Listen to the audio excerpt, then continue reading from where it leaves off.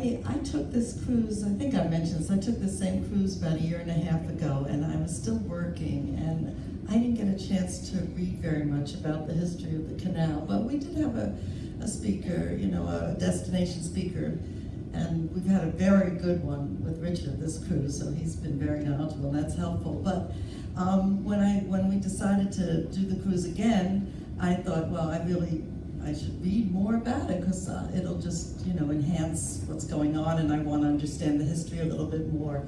And so I kind of put this talk together with what I think are just some of the real highlights of the historical development of the canal. And some of this may be a little bit of a repetition for some of you, but I don't know, these were the things that I thought were, you know, extremely interesting, and something you can kind of take back, because you know everybody's going to want to talk about this back home once you get home, and you can, you know, this will, maybe a few things that we discuss here will stick with you, and you know, make things a little more knowledgeable. And the title,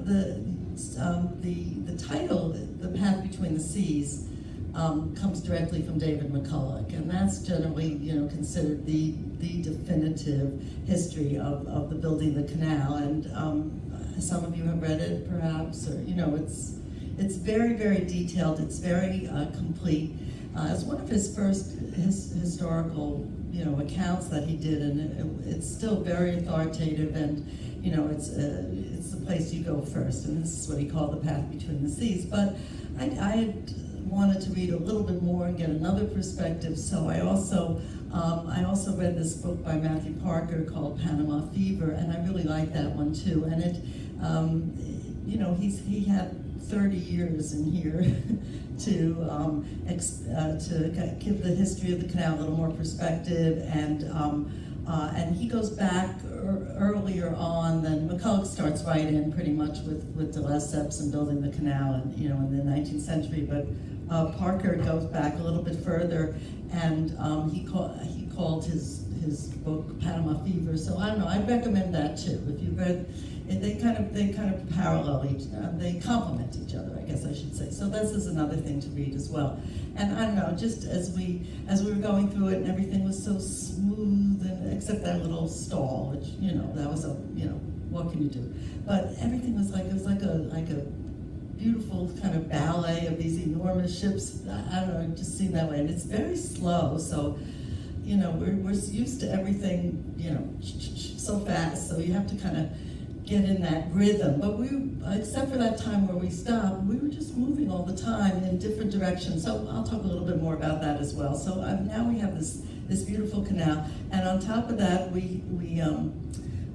so we had this. But what went into making it, and I think some of you are aware of this, was a lot of blood, sweat, and tears. Really, it was a tremendous undertaking.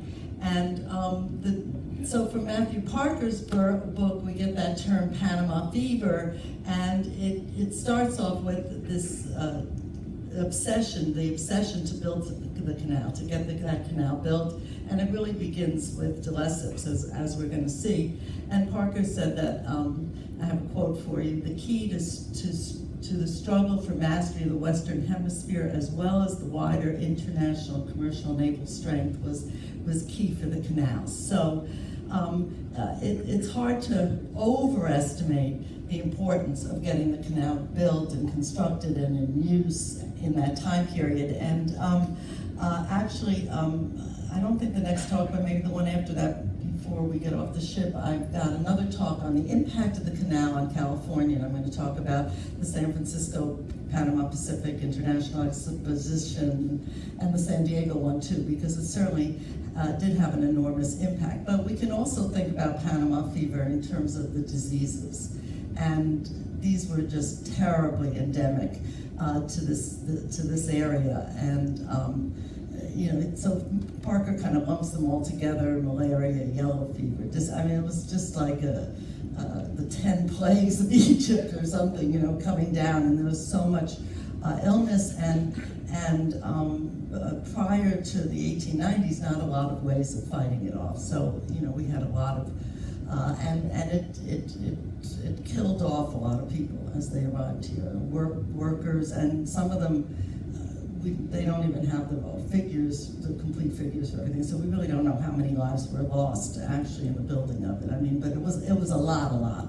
And then I don't know why, but I thought we might be going through the newer parts of the canal, which like 18 months ago were just about ready to be open. So it was kind of interesting, exciting, but we didn't. We went through this is a Panamax ship, so we went through the original locks. But I don't know. I just found this little diagram because it really was a very big job to enlarge it. But what we experienced, is over 100 years old. It's been beautifully maintained. It worked great, and this is a pretty big ship. We're not going through on like that. The catamaran, the ka-ching, I mean, okay, that you could say, all right, they got that through, but this is 100, they really constructed the canal to accommodate very, very large vessels. And the fact that there are new locks doesn't mean that these locks didn't work very, and then we know they worked terrifically well on a very large vessel, so over 100 years later. But they had to widen the channels and the Caribbean end and the Pacific end as well. So you have that, and then I don't know. They handed this out on the last cruise. Did they do it? Was this kicking around too? I didn't get one this cruise. Okay, good. So they kind of expanded what they were doing, and we had that. But so here we are over 100 years later, and yes, there's been, ships, got these super tankers and these mega ships, so okay, there's been a need to expand it. But it's been working very well for a really long time, and will continue to work very well. It's obviously very beautifully maintained, and it will continue to be in place. So that's really a kind of an amazing thing, because what do we have today that's 100 years old that's still working, I'm not sure. Something this large, this mechanical. So it really is an incredible technical achievement. It really is. And we've been sailing through this. You know where we're going, and that kind of north-south cut. Before I go on, there was a lot of commitment right up almost until the very beginning of the U.S. actually digging for a Nicaraguan canal. And I think some of you went to Lake Nicaragua. Yeah, I didn't get to do that, but that was kind of a very pervasive alternative route, was to cut through Nicaragua and use Lake Nicaragua as the way they made the artificial Gatun Lake. And so I just happened, so it wasn't absolutely a foregone conclusion that the Panama Canal would cut through the isthmus. And I think that's interesting too, because sometimes when you encounter these great historical achievements, you just think, it was meant to be, and it was always this way, and where would you put it somewhere else? But there was a lot of commitment actually on the part of the U.S. Congress to the Nicaraguan route. So that I thought was kind of interesting, and then we just have this here, so we see it good. So the Isthmus of Panama, Parker calls it the Golden Isthmus, and his book is puts it way back in history, and the McCulloch book starts, around 1870 with De Lesseps. So that's a big difference. But he called it the keys to the universe. I mean, it was important before there was a canal. This land bridge here, and it was in use.